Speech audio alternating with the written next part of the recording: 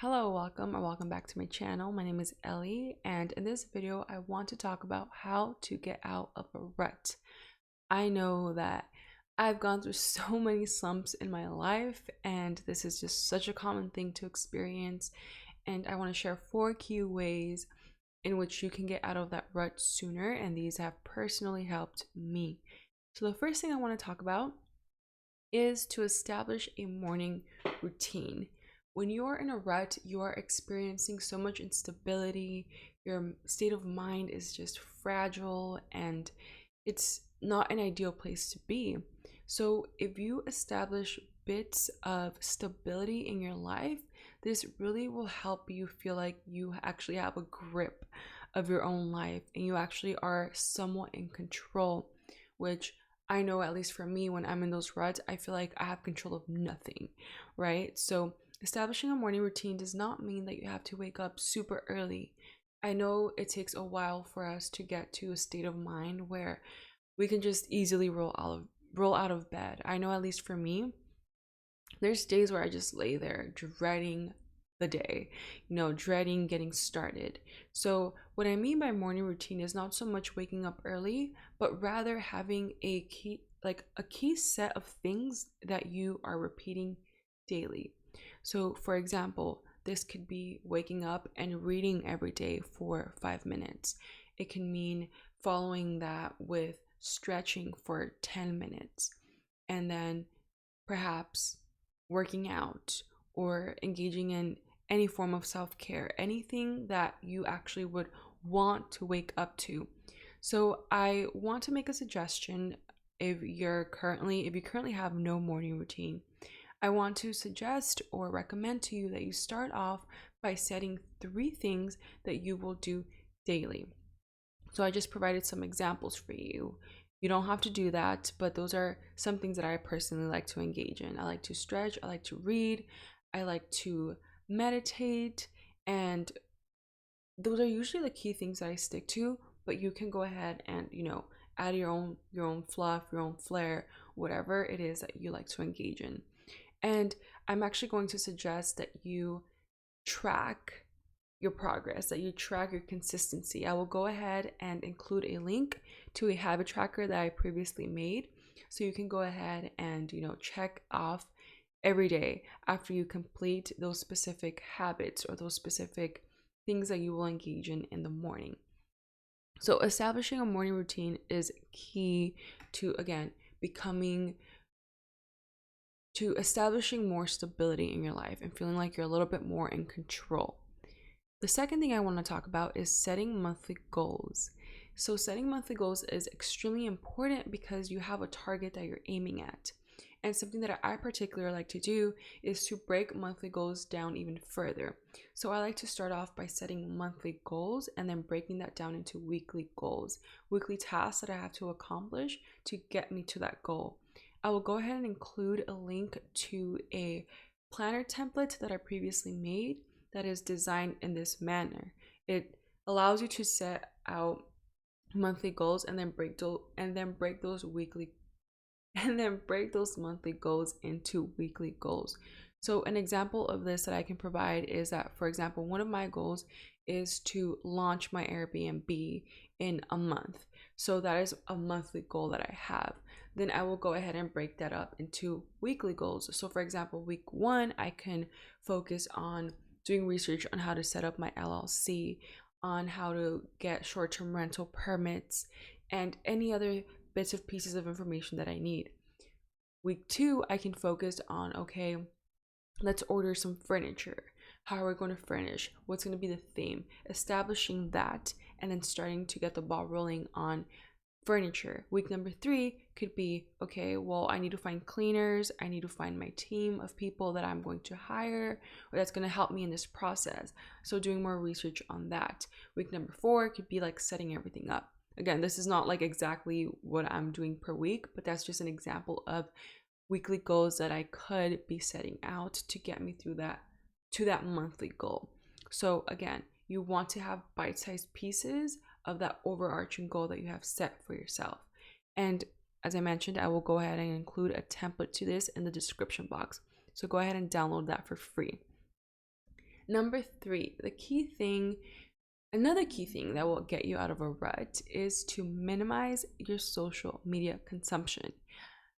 I think that social media is very powerful in a lot of positive ways, but I also think that it allows a lot of external influences to impact our decisions that we make on a daily basis.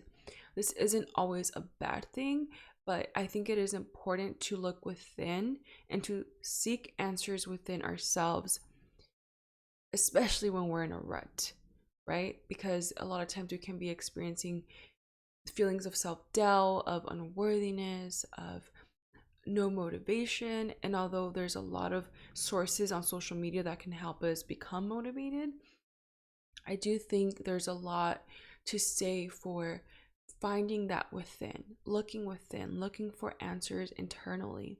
So really minimizing our social media consumption will allow us to, again, have less noise. Whether it's good noise or bad noise, it's still noise. So really narrowing down the noise to what's in your head, because honestly that's enough noise, at least for me sometimes.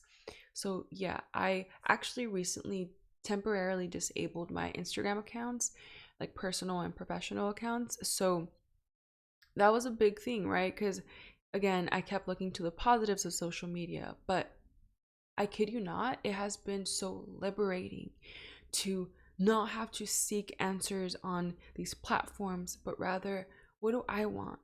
Not what does someone think is the best choice for me to make based on this goal. What is or me constantly looking at what other people are doing. It's like, okay, use Google, use your own mind, your own goals to get you there. And you don't have to be as extreme as this of like disabling your accounts, but maybe setting limits as to how much you're going to consume per day, or maybe, not logging in or not logging on to your social media platforms for the week and only on the weekends. Whatever like variation of that you want to do, it has to work for you, right? So all I'm going to recommend is that you really consider minimizing your social media consumption. The last key point that I have here is to find your community. I feel like oftentimes we become so unmotivated, and sometimes you need that extra push, that sense that there are other people that think like you, that there are other people that want the same things you want. And finding that community can be hard these days because it's really hard to maybe gather physically with people, or maybe you're so busy that you don't have time to drive somewhere to meet up with people. And I really find that your community can be out there virtually, right? Like there's so many platforms that we can leverage where we can find our community. And something for me that has personally been the most ideal and effective way of finding people that think like me are to search these groups through Facebook. So really leveraging Facebook groups that are specific to whatever you're interested in. So for example, I mentioned that I'm interested in launching my own Airbnb. So I went ahead and started, adding, or what do you call it, requesting different Facebook groups that have to do with Airbnbs in my area, Airbnbs for newbies, like whatever it is that is relevant to me and to that particular goal. I went ahead and added these Facebook groups and just really started asking questions on there or answering questions, and realizing that there are more people that want what I want.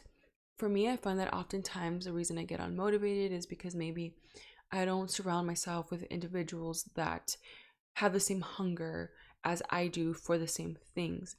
And it can be discouraging because then you feel like you're crazy, like what you are, pursuing is unattainable. And no, it's not. Sometimes all you need is the right community to push you and motivate you and to make you feel like you're not crazy for wanting those things as well.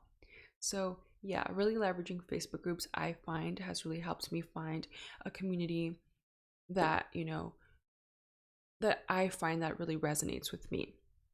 So there you have it. Those are 4 key ways that I have found that really help me get out of a rut. And I really want to just go ahead and take this moment to let you know that you are doing better than you think you are. There's a lot of times that we feel like we're not enough, that we're not ahead, that we're behind, and I guarantee that a lot of that is in your head. There may be instances where that may be the case. We could be doing better, but don't be so hard on yourself, because then that can lead to a downward spiral of you engaging in negative self-talk. That's not going to serve you a good purpose.